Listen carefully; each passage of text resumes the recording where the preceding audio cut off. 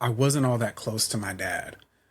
It was like hate. Like, this is a very strong word, but you know, I believe that's what it was, but also maybe not. Maybe it was just like maybe we were just in a disagreement.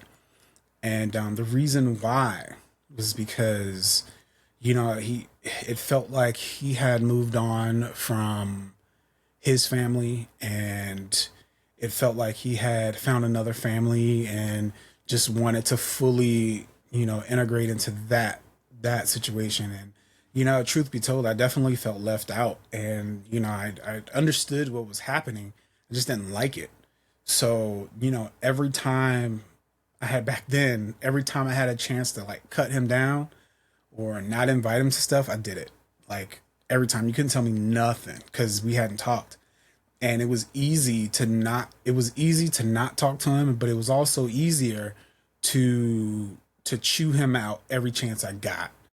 And I don't want that to be the situation later in life. So hopefully, it's not, hopefully there's no karma, and I'm, doing everything I can to nurture and cherish that relationship my daughter and I have. And I really do think about, that time that got lost between my dad and I. We lost about 5 years between each other, which is a really long time.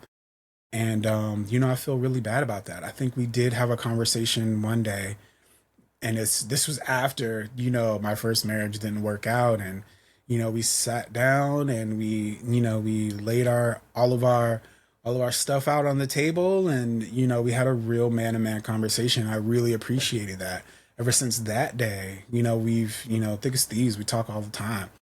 And I don't know where I would be in life if I didn't pick up that phone and be a bigger person about talking to him or not talking to him. So, Dad, if you are listening or watching, I'm sorry I let time get away from us, but and I'm glad that we are in a better position today than we were all that time ago. So, if I could, talk to myself, my younger self, I would just really tell them to communicate to your family, communicate to your friends.